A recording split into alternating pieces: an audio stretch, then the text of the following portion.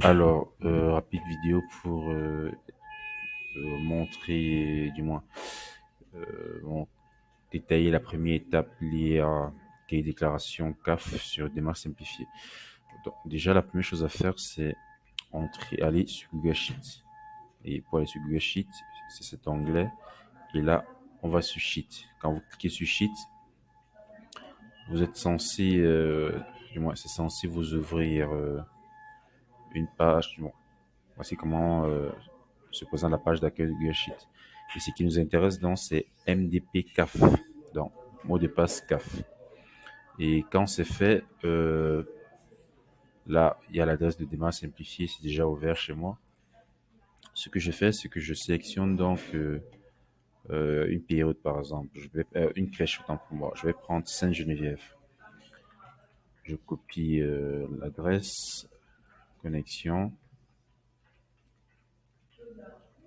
et aussitôt que c'est là, je marque Sainte-Geneviève et je viens prendre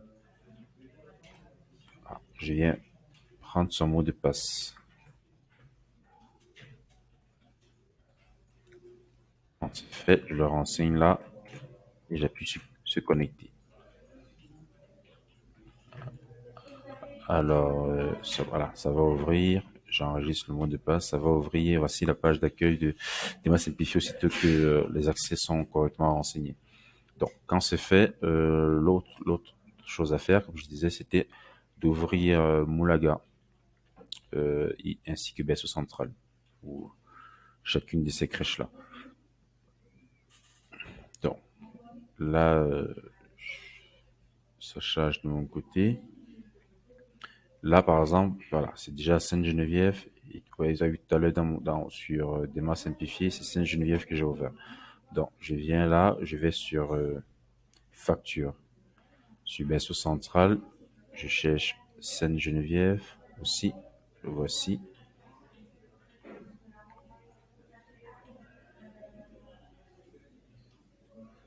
Et aussitôt qu'il est ouvert, je vois là, toujours regarder ce chiffre-ci. Là, je vois 13 par an. Donc, ce que je fais, c'est que je viens ici sur paramètres. Déjà, quand je viens sur paramètres, je vais sur CAF. Quand je suis sur CAF, je sélectionne par exemple un mois donné. Je vais prendre un exemple, disons, je le fais janvier 2022. Donc, je laisse la période janvier, janvier et j'appuie sur Done.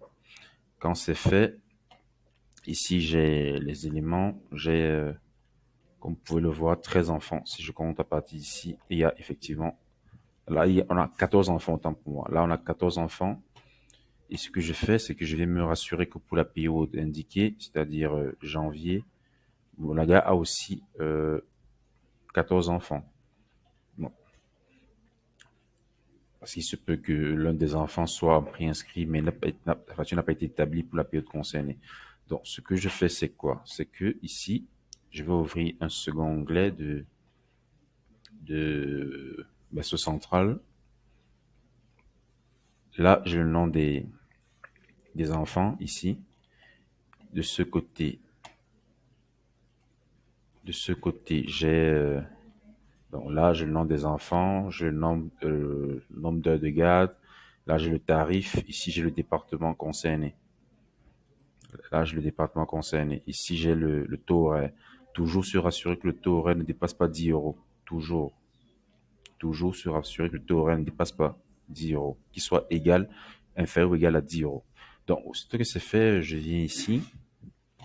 Je clique sur cet onglet, parent name. Et maintenant, je vais procéder à une sorte de pointage. Déjà, je vois Elio. Si je vais en ordre, là, j'ai Ama Ingrid.